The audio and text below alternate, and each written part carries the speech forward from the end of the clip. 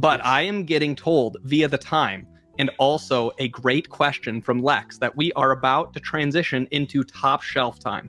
So that means if you are in top shelf in Prime's Discord, stop sending messages in top shelf, but just ask a question and then thumb up or thumb down them so that we can answer them. So don't type anything in here. We're going to delete the messages if it's not a question so that I can...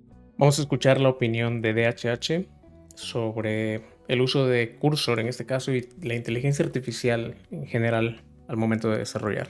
Ask them to DHH, but we'll start off with our question from the Lex Friedman. Great conversation, Prime, Teach, and DHH. Question for all three.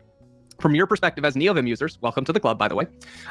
What to you are the biggest pros and cons of cursor? Please don't kill me for this question. Laughing emoji in a donation message too. Impressive to go for laughing emoji in a donation. P.S. See you later, Prime. Keep up the great work. That one was just from Lex to you, Prime. I just wanted to make sure you saw that. So, so cursor as the first sort of top shelf question. You ready to go? Yeah, we do. Everybody already knows our opinions. I shout my opinions every day live. You're the one that's... Yeah, all right. I'll set it up. And the setup is I'm undecided. And I'm undecided in the sense that I like a lot of what AI has brought to the table. I feel like the projects I've done since AI has been available, I have enjoyed slightly more. And the fun thing about enjoying them slightly more is not that AI is writing my code. It is that AI is a superior Google, is a superior Stack Overflow.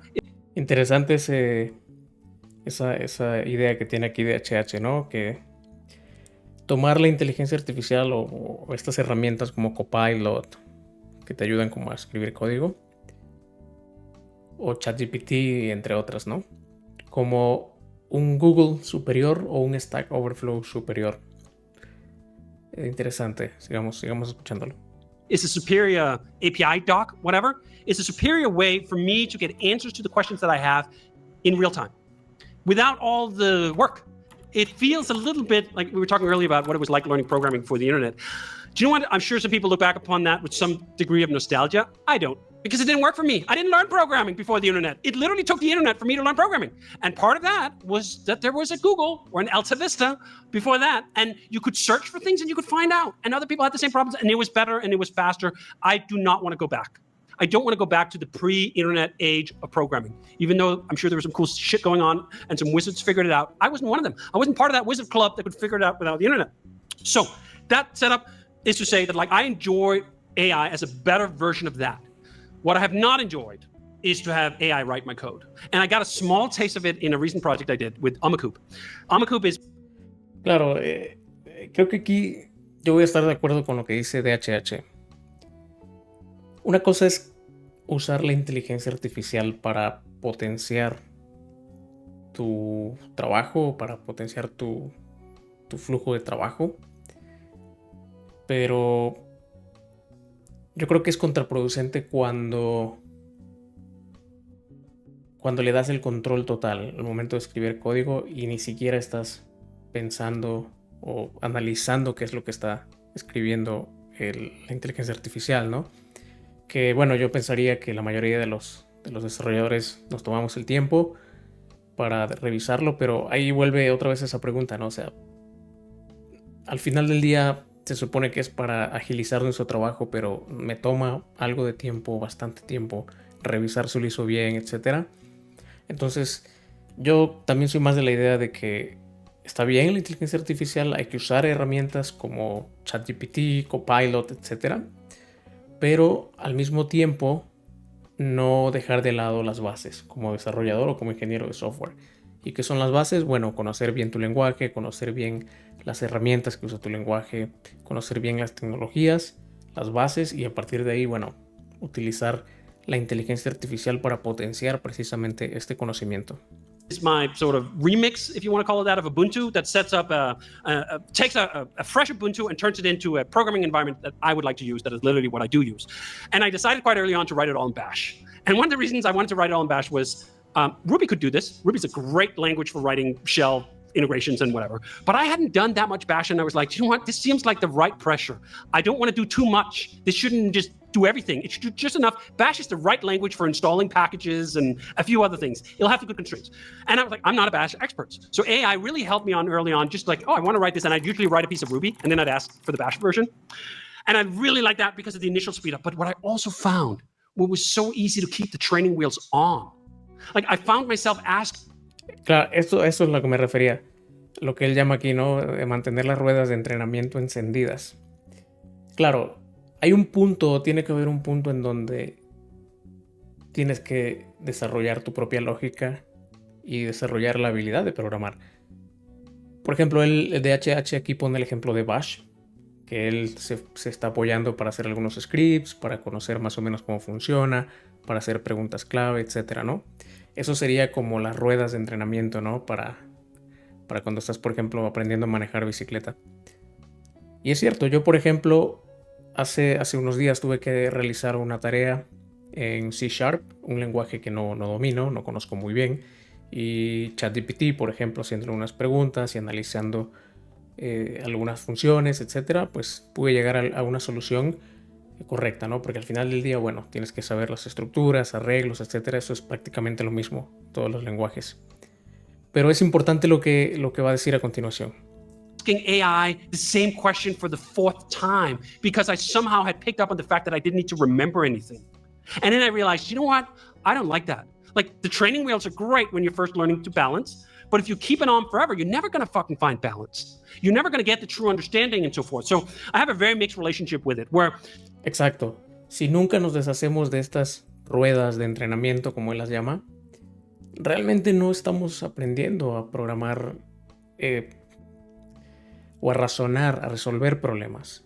Entonces, yo creo que estas herramientas son muy buenas para encaminarnos, para darnos una guía, para desatorarnos en algún momento, pero aún así tenemos que profundizar en las tecnologías que usemos, porque al final del día es así. I really enjoy it as a better Google, as a better Stack Overflow. I enjoy it even almost like as a sort of pair programmer, AI pair programmer who doesn't drive, who's just there to give... Exacto, como un pair programmer que está ahí, que no conduce, que está ahí para preguntarle ciertas cositas, ciertos detalles, que te revise el código, que te genere. Por ejemplo, para el caso de pruebas unitarias es espectacular. Yo ahí lo he usado con Go, por ejemplo, para escribir mis pruebas con Copilot, y ahí es una maravilla. Suggestions, to know the API, to do all these other things. But the second it starts wanting to autocomplete my code, I'm like, yeah, I'm out, bro. I like the code part. This is one of the reasons I like Vim. Like these are manual text manipulation moments and movements, and I enjoy doing them. It's like saying, hey, you can play Street Fighter 2, but you could also just have a robot playing it for you and you could watch. Yeah, no, I want to fucking move the joystick, man. If I'm not making a Hadouken myself just timed right, like what's the point? If I just have someone else playing for me, what's the point? Then the point is just the outcome. And that brings us back to my...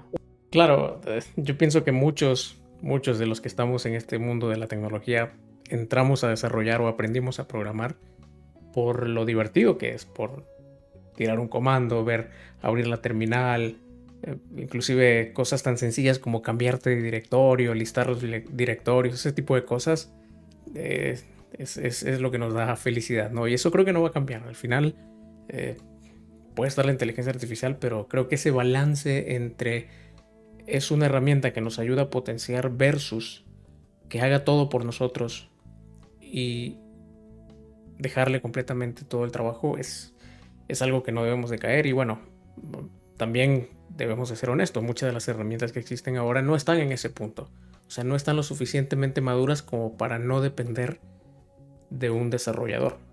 Entonces, muy interesante. Origin story of programming, I have basically two phases of my programming life. One that was just focused on outcomes. I wanted programs and whatever the fuck I had to do to get that, I would do that. And then I had the second phase, post-Ruby, where I enjoyed making programs, like for don't sake. I'm still in that phase. I'm not fucking handing that over to AI. That's the part I enjoy the most to some extent. Like, I want to do the typing. I want to do the fucking combo moves. I want to feel like I'm the one who's in charge here. And maybe there's some nostalgia here, and that's totally fine too. Again, maybe like I'll tell the story in like 5 years when AI has taken over everything. Like I got to program while we still have to do it manually. And great, amazing. Like I'd also like to still have a horse if I was into horses, even though there were cars around, right? I can accept that progress may render what I do either irrelevant or just not the vanguard of economic activity. Like it can stop being a profitable economic activity for me to pull off sick Vim combos. Like I can accept that, right? That might not be something that the market wants to pay me to do anymore. I'm still gonna fucking do it. Claro, Es que al final muchos de nosotros va a ser así, o sea, aunque nos retiremos, tengamos allá 60 años, 65 retirados, no vamos a dejar de programar, o sea, es algo que nos gusta, nos apasiona y nada, o sea, creo que la inteligencia artificial, no solo en la programación, porque también podemos esto extrapolarlo a otras áreas, por ejemplo, en la academia o en la universidad, cuando el profesor te deja hacer un ensayo, por ejemplo. Podrías hacerlo todo con ChatGPT, pero en realidad no estás aprendiendo. O, por ejemplo, en la música, a lo mejor te ayuda ahí ChatGPT a hacer unas partituras y te ayuda a hacer una pieza musical, pero al final, de fondo, tenemos que razonar y tenemos que aprender a hacerlo por nosotros, porque en realidad la inteligencia artificial, en primer lugar, no está en el punto que nos vaya a reemplazar, pienso yo. No sé si algún día lo vaya a hacer, pero de momento creo que no. Y nada, tampoco se trata de cerrarle la puerta completamente a estas herramientas porque tampoco sería algo que debemos de hacer. Pero claro, o sea, en lo que es la programación, creo que, vuelvo a lo mismo, es importante saber las bases y dominarlas. Like, why do you think people are still programming that Commodore 64 1 megahertz machine? Because they're trying to... No, because they enjoy doing it. Because they enjoy the challenge. They have a meaningful obstacle in their way. And I want that meaningful obstacle. And it's not fucking prompt engineering. It's not. Now, the other thing is, this might not work. I know there's literally like fucking 5 trillion pouring into AI. And some very impressive shit has come out of it. But it may also... Esto también es cierto. Está pasando mucho ahorita como con toda tecnología, ¿no? Como Web 3.0, los bitcoins, NFTs, todo esto que siempre hay como un auge enorme en donde todo se va a acabar y los desarrolladores van a desaparecer y que si sale no sé qué editor y sale... Entonces, en realidad todo esto es a día de hoy mucha experimentación. Pero bueno, hay que estar pendientes también hacia dónde apunta. not work. Like, we may literally never get to the promised land. We don't even understand how the current AI works. Like, I've listened to a bunch of interviews from all the fucking smart people who are working on this, and like half the time they're like, yeah, like there's a -1 here and it connects to the +1 there, and like I don't fucking know why that produces a new version of Shakespeare, but like that's just what it does. So we are a little bit in this magical space where we just don't know. There are a bunch of people who are totally convinced, in much the same way that Elon Musk, I'm sure, very genuinely believed in the middle of 2017 that by the end of the year, people's Model S's would just be driving around and just going to turn up the light here, would drive around and make them money.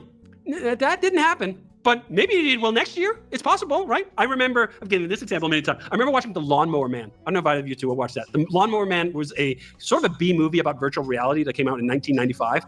It was total shitty movie. No me acordaba de esto, la realidad virtual, ¿no? Con lo que hizo Meta, con su metaverse. Sí, eso también fue bastante interesante de ver. Vamos a ver qué dice DHH sobre esto. But holy shit, the image of floating around in VR as being an avatar and you have the gloves on and you have the mask, I was like, this is fucking amazing. Like, in 5 minutes, this is going to be how I'm living. I'm going to be inside this thing. I'm going to be an avatar. I'm going to be... And then, literally 20 years later, Zuckerberg plows in 40 billion into that. Like, that's going to happen. It's going to happen. And like, what, 5 people and a dog showed up? Like, no one wanted that to happen. VR has literally not happened. There's a bunch of people playing Beat Saber, and that's fun. But like this Lawnmower Man reality of us all floating around in VR, no one wanted that. I don't want to fucking look at your weird ass Uncanny Valley Apple ski mask avatar thing that like correctly simulates the moving of my eyebrow. I'm like, no. And so does no one else. That fucking thing bombed harder than, let me not make a parallel. It bombed, right? Now, again, lots of things bomb, and then you give them 5 years, then you give them 10 years, and it works. You just don't fucking know. You don't know. You can't tell because no one knows anything. Sí, también es cierto, la tecnología es así, o sea, muchas veces no sabemos realmente hacia dónde vamos, ¿no? En muchas cosas. Entonces, el metaverso también fue algo que no ha funcionado de momento. No one can predict like what's going to happen, what's going to be reality. That's what I find so wonderful about AI. It has such bright promise that is actually obvious to almost anyone who uses it. Like, I've not found yet a person who actually used AI who weren't at least slightly impressed. We can make computers do that. Sick. But also, is it going to rewrite society? Maybe. For as long as I can, I'm going to write manual code. I'm going to fucking pull up my Vim combos. And De acuerdo, bien. Estoy de acuerdo con DHH. I'm going to tweet about how excited I am for discovering a new one. And I'm going to just enjoy that. And maybe there's 5 years left of that. Okay, great. I will enjoy those last 5 years. Actually, it won't even just be the next 5 years, because I'll also do the 5 years after that, right? And the other 40. I will continue to write programming just because I really like it. Just like I continue to play fucking Street Fighter with my kids because it's fun, even though a bot could do it better than I could. That is so dang. Claro, sí, totalmente de acuerdo con esas últimas palabras de DHH, ¿no? DHH es alguien que es muy polémico, pero el tipo es brillante, o sea, tiene Ruby on Rails, tiene otras empresas por ahí. Es polémico, pero creo que en esto concuerdo bastante con él, o sea, bastante en su forma de pensar.